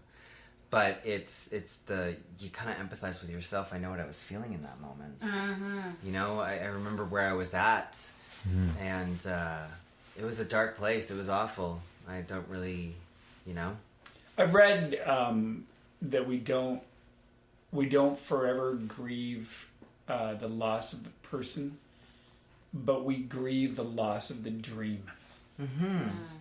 Well, because I want nothing more in this life than to find somebody and settle down and have a family and have kids and, have my kids go on tour with me and see me on stage and be like, yeah, that's my dad. I would love that. And, that dream kind of went out the window with that. But, you realize that the dream will come back eventually one day. It's just I'm following my other dreams right now. And in order for me to be where I'm at today, I had to get rid of that baggage. And I'm quite happy right now. When talking about how it affected you when you were recording it, you can hear towards the end where the music pulls and it's just the piano and just your voice, and you come back down, like you can hear, it's not a break in your voice, but you can hear like the fuck, I'm about to start bawling part of your voice, like that. It's like you really get the emotion anyway in that moment, and it's just like fuck. It's like it's all good. It's just and it's big, but that like one moment is like the most vulnerable part, and it just happens to be exactly where all the music is pulled out of it, and it's like totally stripped down, and it's just like there's nothing there to protect you, and you're just like, and it's awesome. Thank you. Yeah, That moment is fantastic. Yeah. And I tried re-recording that part over and over. Why? It's gorgeous. Well, because when you're releasing an album, you want it to be perfect. You're like, that needs to be pitch perfect, and fuck that. Like, and then there just came a time where I was like, you know what?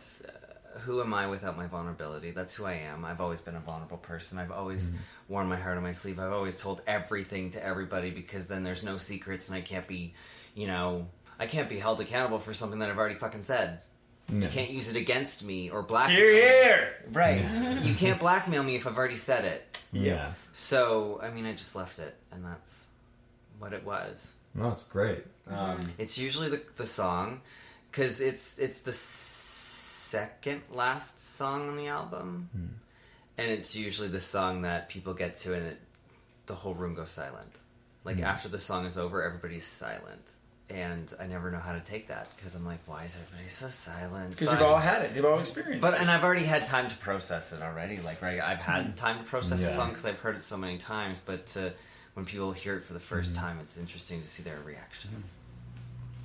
Yeah, it's that was similar when I played State of Grace for you the first time there, and like I played through it, and I was already, really when you write a song, you're already there. You've done it. You've played it. It's like, hey, here's the thing, and you were just like, yeah. Well, I'm a sap.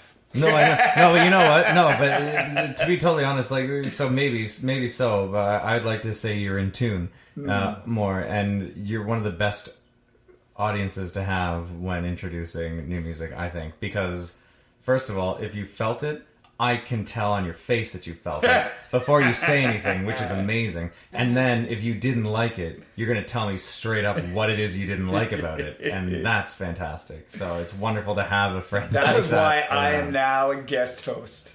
That's exactly it, and it's awesome to have Andy here as well, because he's just like, well, sure, okay, cool, but when are you going to do something that hasn't been done a million times, right? And he's no qualms with saying that. Like, he's there, and this is what's happening. This is what I think about it, and it's great. Because, well, he even asked, he's like, so how do we, do we walk around this? We don't have to be nice. And it was like, no, you say whatever the It was fuck you hilarious want, that man. first night because he talked before the rest of us did. Yeah, no, it's wonderful. I don't care. Like, the only reason why I bring in the segment again after the music's done playing is, one, because I'm the one who's hit record. So in case no one's actually looking to see if it's recording, I'm bringing everyone back in. But also, typically everyone's just like,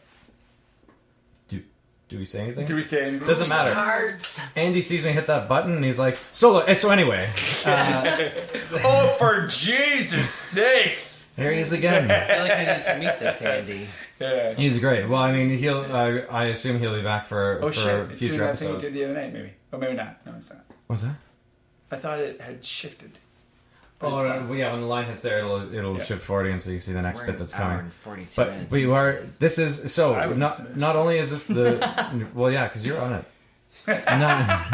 Not Well, only. Arrogance over here likes to hear himself talk. But not only are you the first special guest who we're interviewing while reviewing the music, you're also the first to run almost 2 hours on a podcast. I think Well, the longest I do we've have done the gift of gab. is 115 or maybe 120, maybe 120. It's different though because But- you're able to Well, talk about every exactly. song. Yeah, and we get in Yeah, depth this to is it. the We're- most songs we've done on Yeah. our Yeah, it's the most songs we've covered on podcast, which we just did keep adding at a certain point. We're like, well, fuck it, let's do this one too. Well, we may as well do this one. We may as well, and which is wonderful. Are we playing the teaser for the next song? We are certainly playing. Yes, this season. yeah, yes, I will do that. Not rushing you. I just think like that's Well, my baby right Yeah, now. well, that's the thing. And I was excited. gonna once I've gone off gushing about how Listen long to this the has artist. taken. Well, No, I know. Well, that's the play thing. the music. That's the thing. So I was gonna bring it back to this is your last album, self-titled Mackenzie Drive. Mackenzie correct? Drive, yeah. And yeah.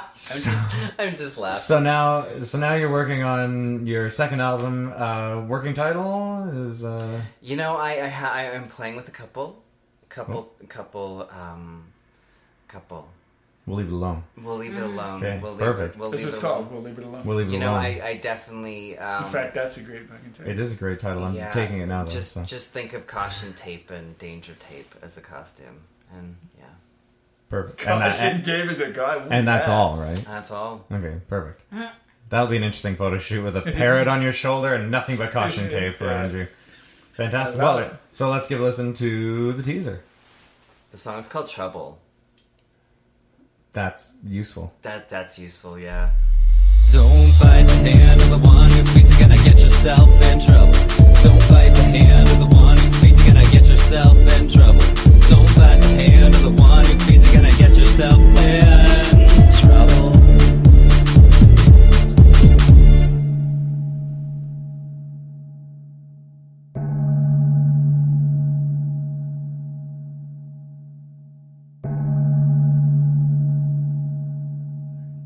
It's funny because you were saying a bit of cabaret and It's just cabaret putting on the Ritz. Like the Yeah. the song has that feel to it too, right? yeah.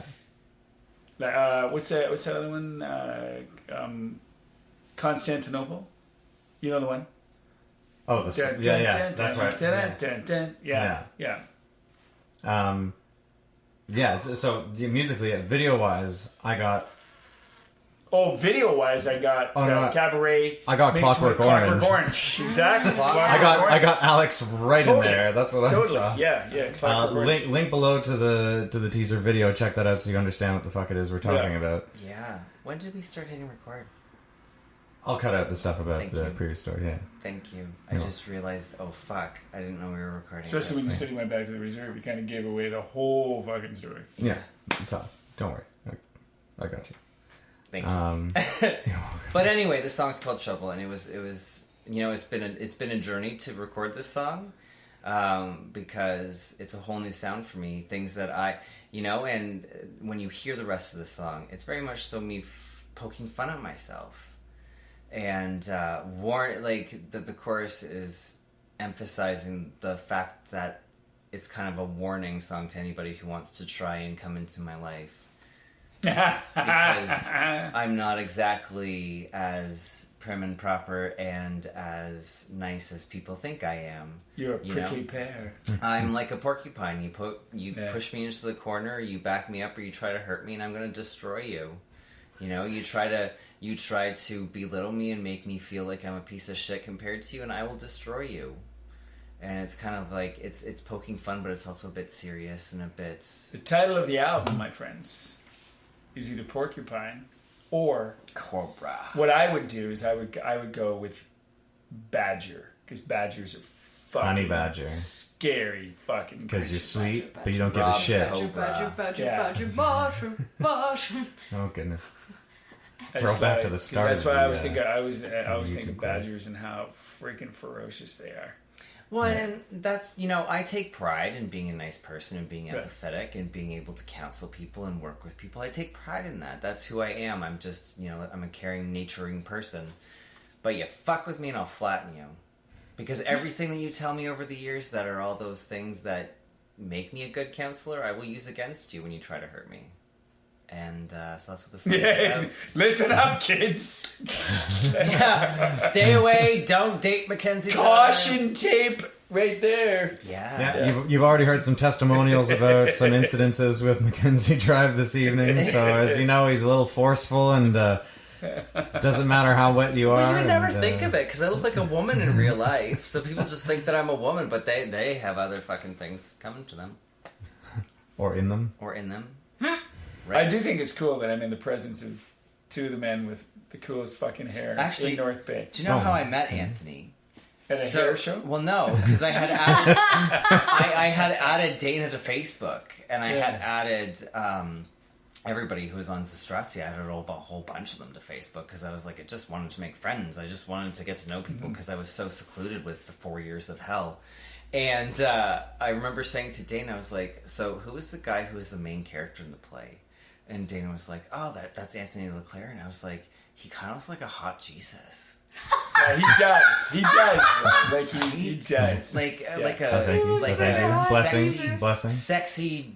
And by hot Jesus, you mean I agree. hot, Italian-shaped Jesus of the picturesque Like if he was white. Yes, if he was white. If Jesus was white. With long hair and a beard. And blue eyes. Isn't there what's the movie where they're trying to make it musical? No. Jesus Christ They're Superstar? trying to make a musical. It's about it's like Jesus of Montreal. No, they have a song called "Rock Me, Sexy Jesus." Oh. And there's a movie. I can't remember what I definitely sang that one night, called. didn't I? Does it go to the tune of Rock Me Amadeus? No. Rock me, sexy Jesus. No, it's like Rock me, sexy Jesus. Rock me, sexy Jesus, and I can't remember what movie it is. I feel like I've heard that On before. Easter Sunday, Jesus Christ. What is this movie? Folkon doing the thing. The Romans stuck a spear in his side. But amazing. Oh yeah, I put my foot in my mouth every once in a while because Dana thought it was the fucking funniest thing in the world. Yeah. Anthony Leclair, hot Jesus, and I'm pretty sure he told you. Yeah, he did. That's Anthony's next album. Hot Jesus. And now it's Sexy Jesus. Yes. It's So that being said, check out Mackenzie Drive, self-titled album, and stay tuned for upcoming album. Honey Badger. TBD, Honey Badger, perhaps. Oh. You know what? I think Dana's convinced that he calls it Janky Jekyll, That's not what the album is going to be called, or the single is going to be called. It is not going to be Janky Jackal, but he's very convinced on everything is Janky Jackal. It's probably going to be that then. So It we'll probably should be. call it Janky. Perfect. Well then, thanks so much for popping by and sitting with us through this and reviewing some stuff with us that wasn't your music as well before. No, you're very welcome. I love how you went from like the jokey voice to the sexy voice. Oh, that's just the way I speak. And this is how we're going to end the conversation.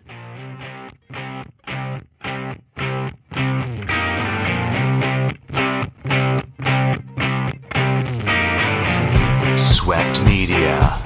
Get swept up in today's independent music.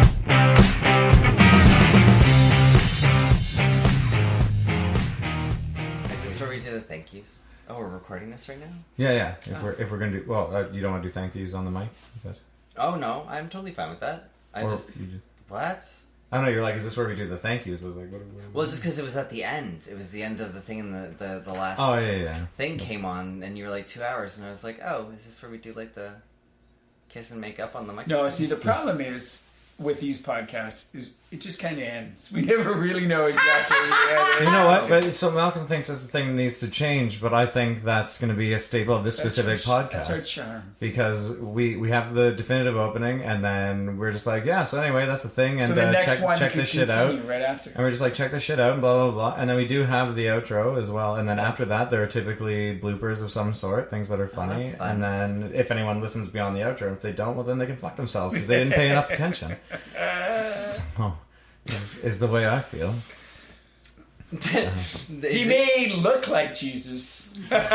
Hey, Jesus said he came here with a sword. So, Hey, you know what? And he did wreck the temple. Yeah. Well, he flipped those tables like no man's business. Well, and just before going on Because stage, we were there. we were all backstage getting ready to go on at the drag show, and Jason, one of the guys, tour manager dude, had said to me, so we need to have a ritual before you go on stage. And I was like, you're asking the wrong person to come up with a ritual because I'm not going to stand in a circle and pray. So he was like, so what do you want to do? And I was like, we're going to stand in a circle and pray. So we all held hands, and the whole room went quiet just before we went on stage, and they were making announcements, so we were in the back room.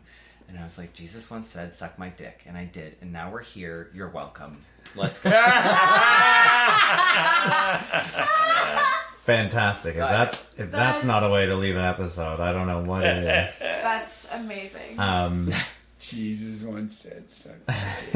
Jesus once. So that's Mackenzie Drive, everyone. So check out Oh my god, you're not putting that on there, are you? in the bloopers, maybe. Unless you don't want me to put I it don't on care. there. See, there it is. So Yeah, I don't care. Unless your family's listening. Oh, I've told this to my family many times. Oh, okay, it's funny though. My mother knows. My mother says to me as I'm doing a photo shoot, can you please make sure you're wearing underwear? they just What costumes are you going to wear for this album, Clifford? I hope you're wearing clothes. they just don't know that he. It's awesome. They love you. No. So that being said, it's just going to be like a guitar They sound. don't know in that I there. had sex with you, Anthony, and they don't know that I had sex with Rob, too. Well, they know Poor now. Marla over there is just the victim of not having sex with me yet. Well, she knows my history, so it's no surprise to her. The night is young. And we're still recording. I'm going home. Okay, here we are. I gotta go too.